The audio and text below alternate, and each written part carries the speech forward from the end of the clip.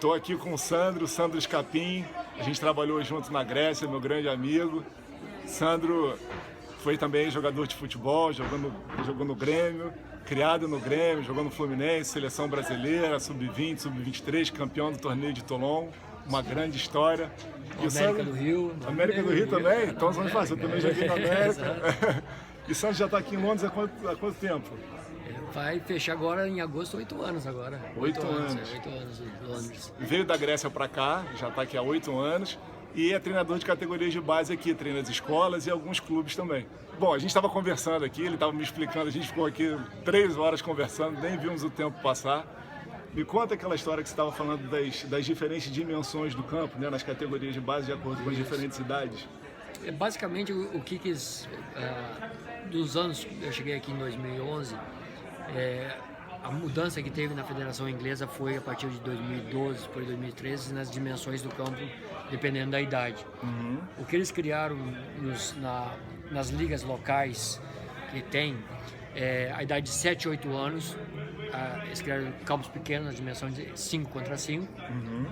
Aí depois, quando você muda de 9 para 10 anos, 7 contra 7. Uhum. 11, 12, 9 contra 9.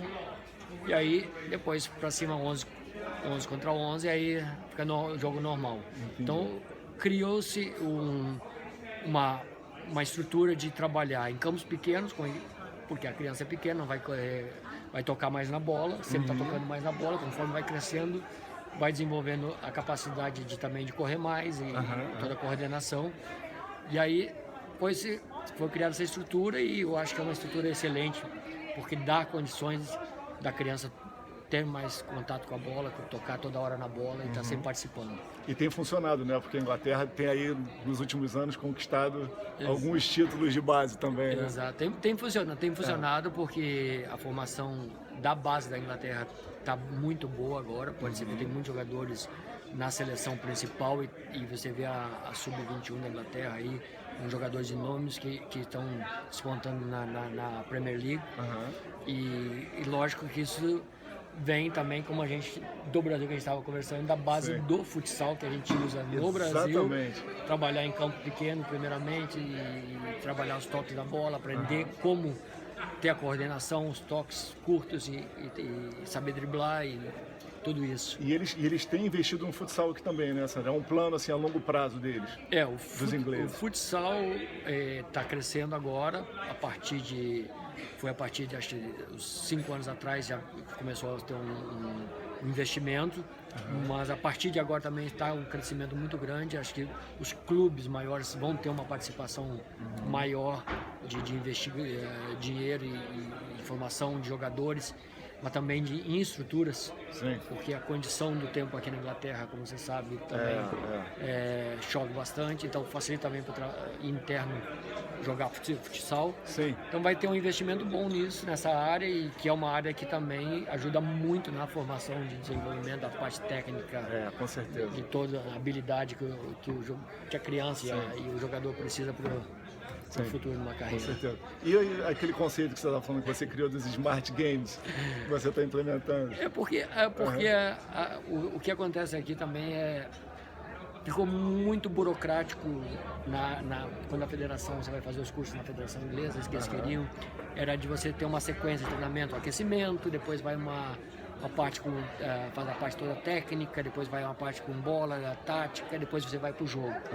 Então, o que eu faço na academia é diferente. Os meninos vêm da escola, já todo mundo correndo, né? O que eu dou são jogos com diferentes condições, quer dizer, você tem que passar por alguns lugares ou tem que atingir alguns objetivos, tudo com bola, tipo um mini coletivo, ou condições de toques de bola, ou divide também em diferentes times, que eles possam como fosse um coletivo, mas também com o objetivo de passar, de atingir alguns objetivos, de passar a atingir algumas metas que você quer dentro do conceito do futebol. Sim. Então, aí depois disso, sim, aí que você entra na parte técnica, aí acalma eles, dá aquela acalmada. Principalmente na idade, né? Exatamente, 9, 10 anos de idade, ou 11, ou 7, o que for. Aí você começa a trabalhar a parte técnica e depois sim você vai para o coletivo final, aí trabalha o que você quer para o jogo final da semana. E estimulando a criatividade e a inteligência dos meninos também. Sempre buscando, né? Porque a maior coisa que a gente quer da criança ou do jovem é que ele tenha essa condição de desenvolver uma condição própria de criatividade, que é o que a gente aprendia antigamente na rua, no Brasil.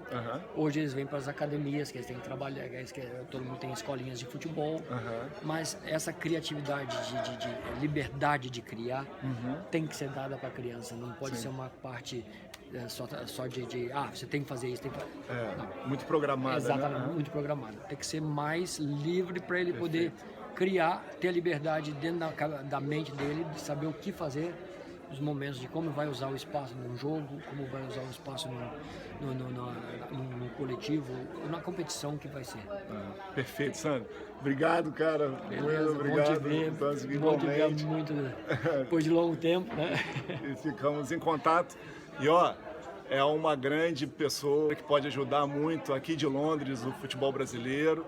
Nesse projeto novo da CBF, muitas pessoas, muitos amigos, né, Sandro, que estão hoje participando de novas funções no futebol brasileiro, na CBF. E o Sandro é uma boa figura que pode contribuir muito aqui de Londres ainda. Alô, CBF. Valeu pela força. Um abraço. Grande abraço. Valeu, abraço cara. A todos. Tchau. Tchau. Estava falando aqui com o Sandro, eu esqueci de um detalhe. O filho do Sandro, o Matheus, é técnico hoje do Tottenham, das categorias de base do Tottenham. Isso aí. Ele está até na Austrália agora, fazendo um trabalho do Tottenham Global, não é isso? Isso. Expandindo a marca e fazendo treinamentos para outros treinadores em escolas na Austrália. E o Sandro estava me contando sobre o estádio novo do Tottenham. Uma curiosidade, né, Sandro, que você foi lá. Quer dizer, na verdade foram alguns dias antes que eles abriram um estádio para algumas pessoas. Depois da inauguração, no primeiro jogo inaugural da Sub-18 que jogou. Sim. Interessante é na hora de encher o copo de cerveja aqui. É o copo plástico, ele é enchido por baixo, então é colocado em cima da mesa do balcão. Tem os pontos de enchimentos. O garçom, o pessoal que trabalha lá, ele bota o copo em cima, tem um buraco embaixo, enche de baixo para cima. Em 5 segundos o copo está cheio, tira e não vaza. Porque o estádio tem uma cervejaria própria. Tem uma cervejaria própria. Eles produzem a própria cerveja. Exatamente. E quem também quer fazer a própria cerveja lá pode comprar, pagar lá e resolver fazer a própria Isso é uma coisa interessante. Cerveja dentro do estádio do Tottenham. Mas é uma coisa fantástica. E esse sistema eles enchem o copo de baixo para cima, né? De baixo para cima. Ele faz fantástico. E fica exatamente no limite do copo, não vaza nada. Não vaza nada, tira o copo, levanta o copo sai tranquilo, você sai tomando sua cerveja de baixo para cima. Então, interessante. E isso é mais uma oportunidade que o clube faz, viu? Um clube com um estádio novo, recém-construído, recém-inaugurado. Exatamente. Eles têm a cervejaria belíssimo, exatamente, um estádio lindo, a gente tem acompanhado, inclusive tem dado sorte ao Tottenham, né, na final da Champions. E é claro que faz uma diferença competitiva eles estarem jogando em casa, os torcedores e tudo mais.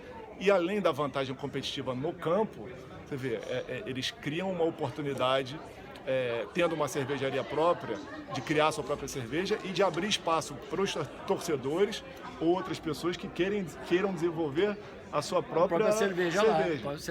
Você paga um valor e passa a frequentar e cria lá com a sua fórmula a sua própria cerveja. Com a cerveja, exatamente. Demais. Então, uma coisa interessante. Mais uma oportunidade do mercado do esporte. É isso aí. Valeu, Sandrão. Obrigado. Um abraço. Tá.